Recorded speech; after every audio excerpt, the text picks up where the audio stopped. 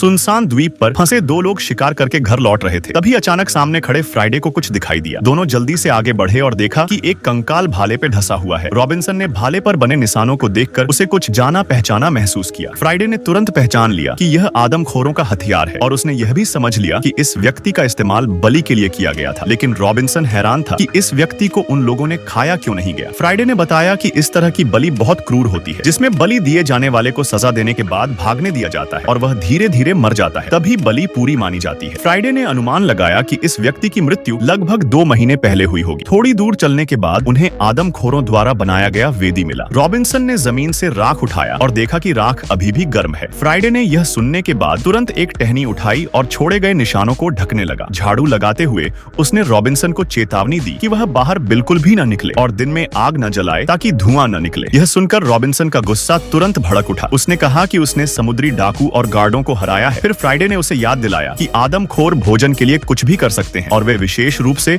उन शिकारियों को खाना चाहते हैं जो मुश्किल हो। कभी उसके कबीले को आदमखोरों ने निशाना बनाया था और जब तक उन्होंने काफी लोगों को नहीं मार डाला तब तक वे शांत नहीं हुए। घर लौटते ही दोनों ने जाल बिछाना शुरू कर दिया। उन्होंने जंगल में कई तोते छोड़े। जैसे ही कोई व्यक्ति जाल को छुएगा, पिंजरा खुल जाएगा और तोते वापस पेड़ के घर पर खबर दे देंगे। कुछ दिनों बाद आदमखोर वास्तव में द्वीप पर फिर से आ गए। इस बार उन्होंने 2 और शिकार पकड़े थे। जंगल से गुजरते समय स्थापित जाल सक्रिय हो गया। पिंजरा खुलने के बाद तोते उड़ गए। इस समय बेखबर दोनों नदी में मछली पकड़ रहे थे। रॉबिन्सन ने अनजाने में ऊपर देखा और आकाश में तोतों को उड़ते हुए देखा। दोनों पेड़ के घर लौटे और पाया कि वास्तव में उनके तोते वापस आ गए थे। फ्राइडे ने सोचा कि उन्हें द्वीप के दूसरी तरफ छिपना चाहिए, लेकिन रॉबिन्सन सहमत नहीं हुआ। उसने सोचा कि उन्हें पहले नावों को नष्ट करके आदमखोरों के भागने का रास्ता काट देना चाहिए ताकि वे धीरे धीरे आदमखोरों को एक एक करके हरा सके और उनमें से 1 या 2 को पकड़कर गुलाम के रूप में काम करवा सके। फिर दोनों हथियार लेकर निकल पड़े। समुद्र के किनारे पहुंचकर उन्हें आदमखोरों की नावें मिली। जैसे ही दोनों सामान रखकर नावों को धकेलने की तैयारी कर रहे थे, अचानक उनके पीछे से कुछ लोग जमीन से निकले। फिर दोनों पक्षों में लड़ाई शुरू हो गई। फ्राइडे जल्दी ही जमीन पर गिर गया, लेकिन रॉबिन्सन ने दूसरे व्यक्ति को हराने के बाद सीधे अपनी बंदूक उठाई और एक आदमखोर को गोली मार दी। फ्राइडे मरते मरते बचा। रॉबिन्सन को यह उम्मीद नहीं थी कि जंगली लोग चालें भी चल सकते हैं। यहाँ फ्राइडे ने नाव पर रखी बेड़ियों को देखकर उसे पता चला कि आदमखोरों ने फिर से शिकार पकड़ा है। उसे तुरंत वह रात याद आ गई जब उसे बलि के लिए पकड़ा गया था। होश में आने के बाद उसने कहा कि वह पकड़े गए लोगों को बचाना चाहता है, लेकिन रॉबिन्सन उसकी बात से सहमत नहीं था। उसने जमीन से हार उठाया तो उसका विचार बदल गया, क्योंकि वो चीज किसी जंगली की तो नहीं हो सकती।